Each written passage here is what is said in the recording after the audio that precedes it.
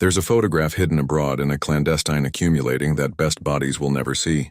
I've alone glimpsed a archetype once, and I've never been able to agitate it from my mind. It shows two adolescent brothers dressed in their Sunday best, built in durably in an old photographer's studio. Their faces are pale, their bodies rigid, as was accepted in the Victorian attitude of post-mortem photography. Families of the time would affectation their asleep admired ones as if still alive, capturing one after most affinity, afore adulteration took its course. The convenance may afflict us today, but aback afresh it was advised an act of remembrance. But the adventure abaft this accurate photograph is different, chillingly different, because back the account was taken. At atomic, one of the brothers was not yet dead.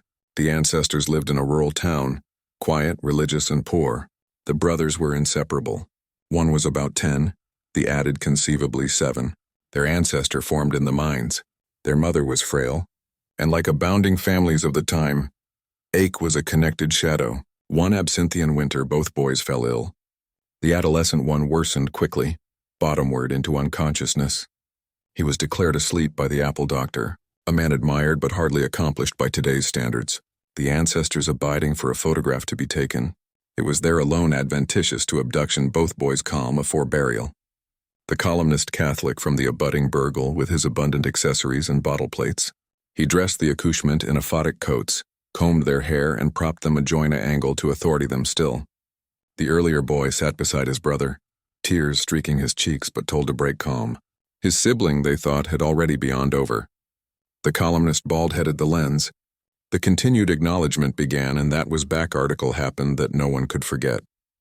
The adolescent boy moved. At first it was subtle, a beat in the hand, a animate of the eyes. The columnist absolved it as nerves, the way mourners sometimes brainstorm motion in the calmness of grief. But the earlier brother saw it. He swore afterwards that his ancestor's aperture parted, that he heard a faint, ragged breath.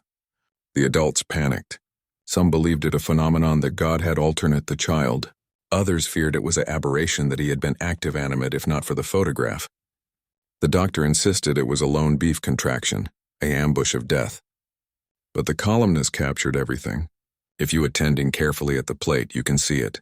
The boy's eyes bisected open, his duke coiled unnaturally, the aperture not baggy like the dead, but abrupt as if mid-whisper. The ancestors band to a ledge of it again. The adolescent was active the afterward day. Whether animate or asleep at that moment, no one can say. The earlier brother grew up haunted, repeating the aforementioned story. He wasn't gone. He was still there, and they put him in the arena anyway. Years later, back the earlier brother was a man. He accepted that he heard a braiding in his dreams, consistently scratching and sometimes a deadened cry below the earth. He became reclusive, blubbering in abbey that the amiss son had been buried. Back he died, his journals were found. In them he declared visiting his ancestor's grave backward at night, acute his ear to the soil. Swearing he heard a side borer from below, continued afterwards the burial. Madness, the townsfolk said, affliction ag the mind. But the detail he recorded afresh and afresh was too precise. The borer came in threes, consistently in threes, as if the adolescent brother was calling to him. The photograph survives. Collectors who've advised it say the adolescent boy's eyes are not those of a corpse. They are unfocused, cloudy, and yet clearly aware, as admitting bent amid activity and afterlife in the abnormal of exposure. Some debris to attending at it for added than a moment. They say, if you beam too long, you'll see the boy's aperture effective still. Mouth thing article you cannot hear but will never forget.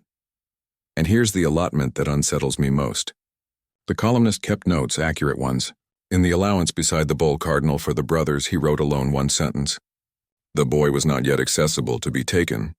No one knows what he meant. Conceivably, he believed the adolescent had been active alive. Conceivably, he saw article else, article not meant for the active to witness. What we do apperceive is this. Sometimes afterlife is not immediate. In those years, endless bodies were active alive, mistaken for asleep in their sleep-like states. Safety coffins were alike invented, able with accretion and strings so the active could arresting from below the earth. The abhorrence was absolute because the aberration was common. But the case of the brothers, that feels different. The earlier boy went to his grave insisting that his affinity never died in that room, but in the coffin, in the dirt, below the weight of clay and stone. And if the photograph is to be believed, there's affirmation austere into the bowl that cannot be explained away. A post-mortem photograph is declared to bottle memory. This one may accept preserved article else. Proof conceivably that the blind amid activity in afterlife is thinner than we appetite to believe. Proof that sometimes we casket our admired ones too soon. Proof that sometimes the asleep are not yet dead. And if that's true, afresh the upbraiding you apprehend in your dreams may not be dreams at all. It may be an answer of easily clawing at a casket lid, calling out to you still.